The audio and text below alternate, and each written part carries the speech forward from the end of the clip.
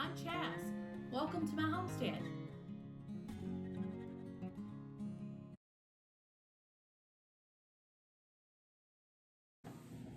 Hey y'all, I'm excited to be with you today to talk about kraut.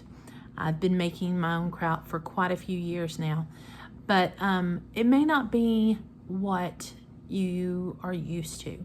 A lot of people think when they think of kraut, they think of the canned stuff that you buy at the store, that you add some cut up hot dogs and serve it alongside some pinto beans. And not to say that that's not tasty, but we're not talking about that today. We're talking about raw, live, healthful, probiotic-full kraut that has set and fermented and is still bubbling away. If I got it close, you could probably see the bubbles going on in there. But this is real food, and that's what we're going to talk about today. And I'm going to show you the process, and we're going to make some kraut. And then I'm going to tell you of a couple of ways you can make variations of that kraut as well, and not just have the same old, same old. We're going to talk about how we can make it into a garlic dill pickle kraut. Stick with me, and it's all the same basic process. We're just going to add a little to it, and I hope you'll join me. Now we're ready to begin. So today I'm going to use my cutting board and a knife to cut the cabbage. Normally I use my food processor, but I think I want nice long pieces rather than the short, tiny, chopped pieces of kraut. I'm going to use this bowl because it gives me a large surface to really get in there and massage the kraut and help the brine to come together and the kraut to release its juices. I'm also going to use this as my fermenting vessel. And all this is a half-gallon mason jar. And to that, I'm going to use this fermenting top. And it's called a pickle pipe. And you put that on there like that. You put a ring around it, and it will allow the gases from the fermentation to escape, so you don't have to go back and burp your kraut as often. You could use this for pickles. You could use it for kraut, kimchi, anything like that you're going to ferment. One of these are handy to have. This is, let me move you. This is an actual kraut cutter. You may have seen these like in antique shops or whatnot. You would put the cabbage in there and move this back and forth. That's an option. It's pretty nice to have. And then I've also seen where you can take and put your cabbage in just a vessel, like a crock or one of these glass jars, and pound it down. Then make sure you have plenty of brine on the top and have a weighted jar or a plate or something like that to keep the kraut below at least about a half inch or even an inch below the brine. So we're going to get started, and I will show you what we do next. As you begin, you want to look your cabbage over, and any of these rough edges, the leaves that are on the outside, you just want to pull those off. So we'll go around and just tear those kind of gnarly looking cabbage leaves off.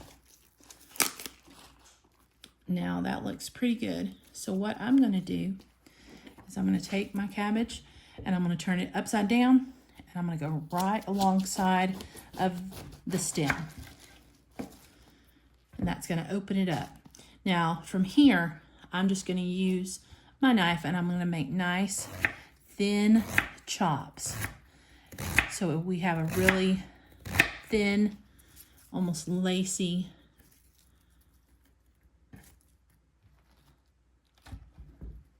look to our kraut. And like I said, you can do this in your food processor if you prefer. If you don't want to chop all this, you could use one of those kraut cutters. You could use a mandolin. I just think I like this way the best. I like the final product best. So I'll be back once I get all this cut.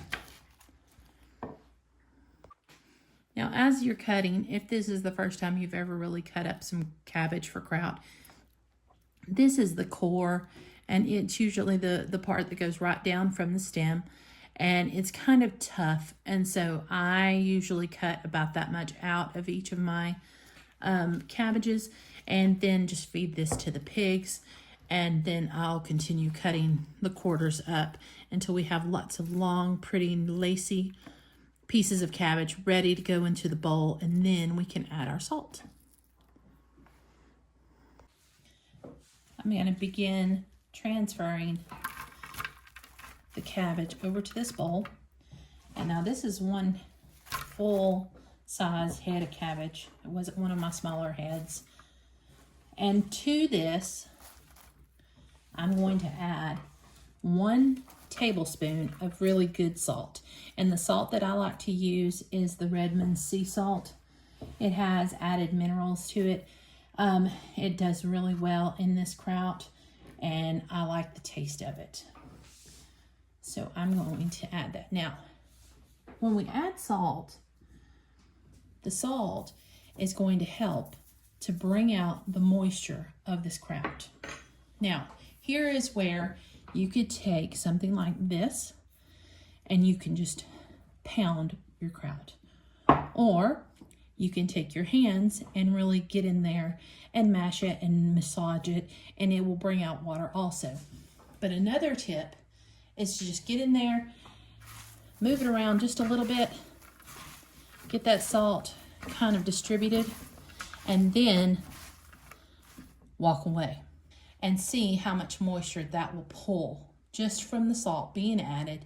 And then once it starts, you start seeing that moisture come out, then you can come back and start massaging a little bit more.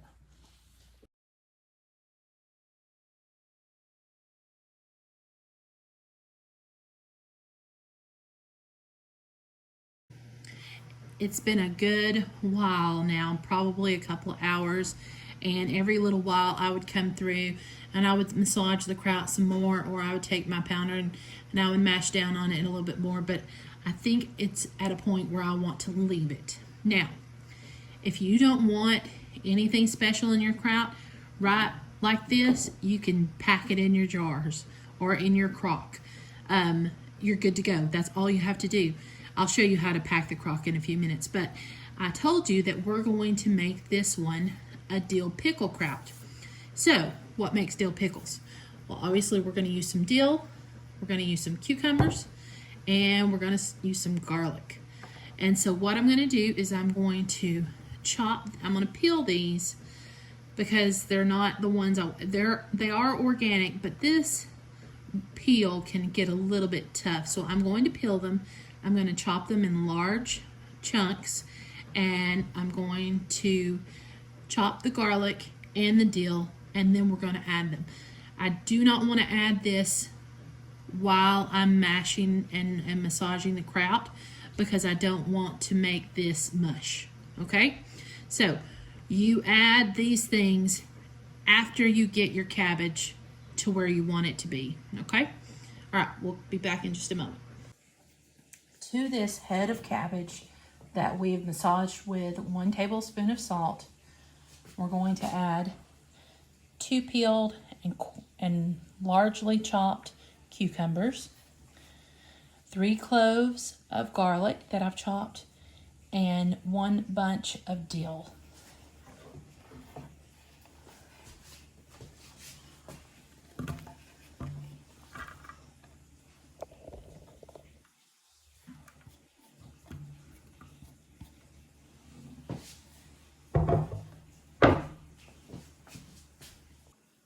Now, whereas before I was doing a lot of aggressively manipulating the cabbage, now I just want to gently bring everything together. Because again, those cucumbers can be a little delicate and we don't want them to break down too much. Okay, so now that everything is brought together nicely, we're going to pack it in our jar. And the last thing we're going to do is add some brine. And I'm just doing this because I want to make sure everything is submerged, okay? So what I have here is 4 cups of water with 1 tablespoon of salt. And we're gonna pour that over our mixture. I'm gonna mix this up just a little bit more to make sure the salt hasn't sunk to the bottom.